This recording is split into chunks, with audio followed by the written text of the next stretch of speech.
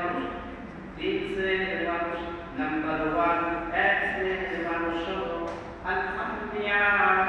প্রথম নাম্বার হলো নবী রাসূলগণ আল্লাহর দরবারে গুনাহগার উম্মতের জন্য সুপারিশ করবে। নবী রাসূলগণ কিয়ামতের ময়দানে আল্লাহ রাব্বুল আলামিনের দরবারে গুনাহগার উম্মতের জন্য সুপারিশ করবে। নবী দ্বিতীয় নাম্বারে বলেন তুম্মাল উলামা।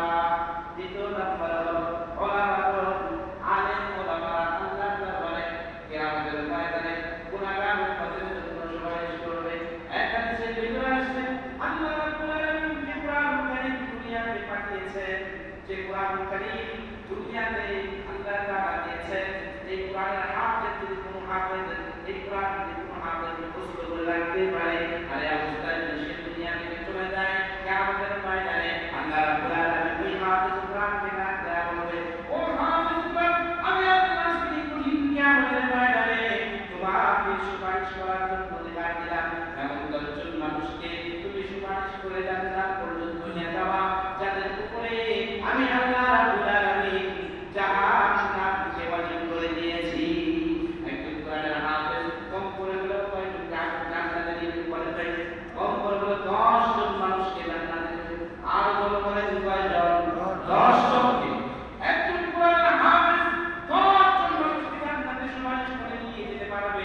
কিয়ামতের ময়দানে আল্লাহ রাব্বুল আলামিন এই কোরআনের তাফসীর যারা করেছে, এই কোরআনের আয়াত যারা বিশ্লেষণ করেছেন, ওই সমস্ত আলেমদেরকে কিয়ামতের ময়দানে আল্লাহ তাআলা বলবেন, তোমার চোখের সামনে যতগুলো মানুষ ধরা পড়ে, যতগুলো মানুষ তুমি নজরে তোমার আসে, সমস্ত মানুষগুলোকে আমি আল্লাহ তোমার ইলমের কাছে মাফ করে দিলাম। এজন্য আলেমদের সাথে সম্পর্ক রাখা, আলেমদের সাথে নিসবত রাখা, আলেমদেরকে দেখতে সালাম দেওয়া, আলেমদেরকে দেখতে মুহাব্বত করা, আলেমদেরকে দেখতে হাদিয়া দেওয়া, আলেমদেরকে দেখতে অন্তর থেকে ভালোবাসা প্রকাশ করা। নবীজির সাহাবারা গভীর রজনী হয়ে গিয়েছিল, গভীর রজনীতে আল্লাহর নবী সাহাবীরা যখন তাদের ভালো লাগতো না, রাসূলের হুজরার সামনে এসে দাঁড়ায় যাইতেন। একদিন মুসলিমের সাহাবী নাম ছিল আব্দুল উজ্জা। আল্লাহ রাসূল ইসলাম গ্রহণের কারণে তার নাম দিলেন আব্দুল্লাহ।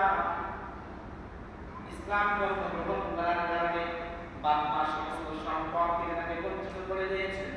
বঞ্চিত করে দেওয়ার পরে কল্পনা শীতের রজনীতে আল্লাহ রাসূলের রওজার সামনে আসে, আল্লাহ রাসূলের হুজরার সামনে আসছে। গভীর রাতে আল্লাহর নবী হুজরা মুবারক করে যখন বের হলেন তাহাজ্জুদের নামাজ পড়বেন, দূরে তাকায়া দেখেন কুয়াশায় দেখা যায় না। একজন সাহাবী মানুষের মতন মাথাটা নিচা করে দিয়ে পূজা হয়ে গেছে, শীতে শুকা হয়ে দাঁড়াইতে পারতেছে না। আমি একজন সাহাবী আল্লাহ রাসূলকে দেখার জন্য আসছি। তবে দিনার দিলেন যে ওখানে আব্দুল উজ্জা ইসলাম ধর্ম গ্রহণ করার পূর্বে নাম ছিল। তিনি বললেন, ওগো নবীজি, আমি আপনার সাহাবী আব্দুল্লাহ, কিছুদিন পূর্বে আমি ইসলাম ধর্ম গ্রহণ করেছি। আমার নাম ছিল আব্দুল উজ্জা। আমার নবীজি ডাকতে বলে, হে আব্দুল্লাহ, তোমার এই করুণ হালাত কেন, তোমার এই কঠিন অবস্থা কেন, তোমার শরীর পোশাক নাই কেন, শীতের রজনীতে তুমি কেন খালি গায়ে এরকম করে থরথর করে ডাকতেছো? এবার আব্দুল্লাহ ডাকতে বলে, নবী গো, আমার অনেক মন চেয়েছিল, আমার অন্তরে অনেক কষ্ট হয়েছে। ইসলাম ধর্ম গ্রহণ করার কারণে আমার আব্বা, আমার মা, আমার পরিবার পরিজন আমাকে সমস্ত সম্পদ দিকে বর্জন করেছে, বয়কট করে দিয়েছে, ত্যায্য করে দিয়েছে।